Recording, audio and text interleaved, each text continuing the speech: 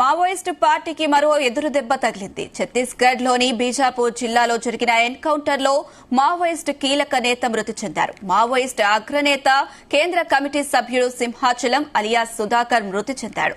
సుధాకర్ స్వస్థలం ఏలూరు జిల్లా చింతలపూడి మండలం ప్రకాడవరం.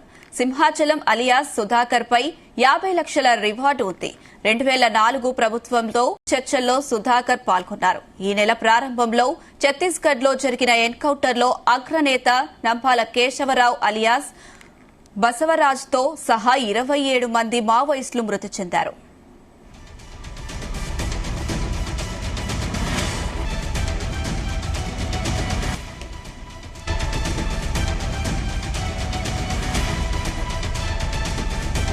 ఇదే అంశానికి సంబంధించి మరిన్ని డీటెయిల్స్ మా ప్రతినిధి తిరుపతిరావు అందిస్తారు. తిరుపతిరావు.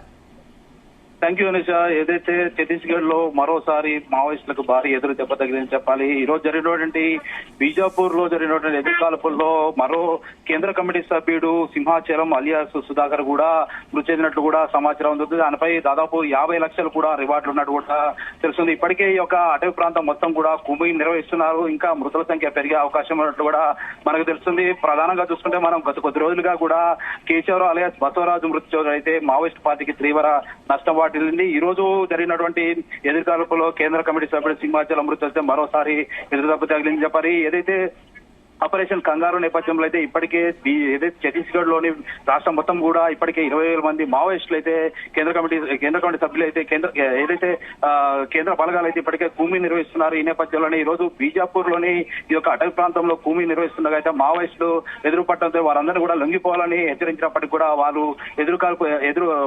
ఏదైతే కేంద్ర బలగాలపై ఎదురుకాల్పులు దిగడం అయితే కేంద్ర బలగాలు కూడా మావోయిస్టులపై ఎదురుకాల్పుల తర్వాత ఈ ఎన్కౌంటర్ చోటు చేసుకున్నట్టు కూడా తెలుస్తుంది. ఈ ఎన్కౌంటర్ లో పలువురు మృతి చెందినట్టు కూడా పలువురు మావోయిస్టులు కూడా మృతి చెందినట్టు కూడా తెలుస్తుంది. ఈ యొక్క ఎన్కౌంటర్ లో కూడా కేంద్ర కమిటీ సభ్యుడు సింహాచలము అలియాస్ సుధాకర్ కూడా మృతి చెందినట్టు కూడా మనకు సమాచారం ఉంటుంది. ఏదేమైనా ఆపరేషన్ కంగారుతో ఇప్పటికే అయితే మావోయిస్ట్ పార్టీకి అయితే తీవ్ర నష్టం వాటిల్తుందని చెప్పాలి. ఇప్పటికే కర్రగుట్ట ప్రాంతంలో కూడా దాదాపు నెల రోజుల వ్యవధిలో కూడా దాదాపు 20,000 మంది కేంద్ర బలగాలు అయితే చుట్టుముట్టిన పరిస్థితి. ఈ నేపథ్యంలోనే అక్కడ పదుల సంఖ్యలో కూడా మావోయిస్టులు మృత్యువాత పడారు. అక్కడి నుంచి ఏదైతే కర్రగుట్ట ప్రాంతం నుంచి కూడా అక్కడ ప్రముఖ మావోయిస్ట్ పార్టీ ప్రముఖులు కూడా అక్కడి నుంచి వలస వెళ్లి ఉంటారనే నేపథ్యంలో అయితే ఇప్పటికే ఇంద్రవతి ఛత్తీస్గఢ్ ఏదైతే మహారాష్ట్ర సంబంధించిన ఇంద్రవతి నేషనల్ పార్క్ ప్రాంతంలో కూడా ఇక్కడ మావోయిస్టులు సంచరిస్తున్నారన్న నేపథ్యంలో అయితే ఇప్పటికే ఏదైతే కేంద్ర బలగాలు కూడా ఈ యొక్క సర్చ్ ఆపరేషన్ కొనసాగిస్తున్నారు. ఈ నేపథ్యంలో ఆపరేషన్ హిట్మా అనే పేరుతో అయితే ఈ యొక్క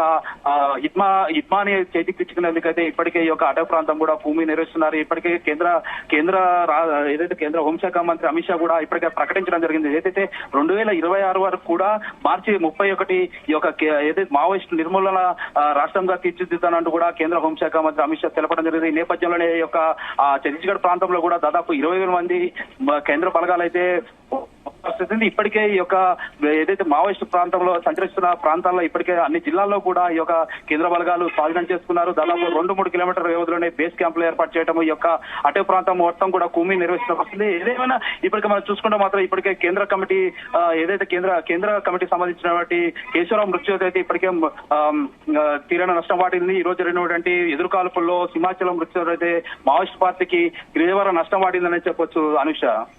రైట్ తిరుపతిరావు, థ్యాంక్ యూ.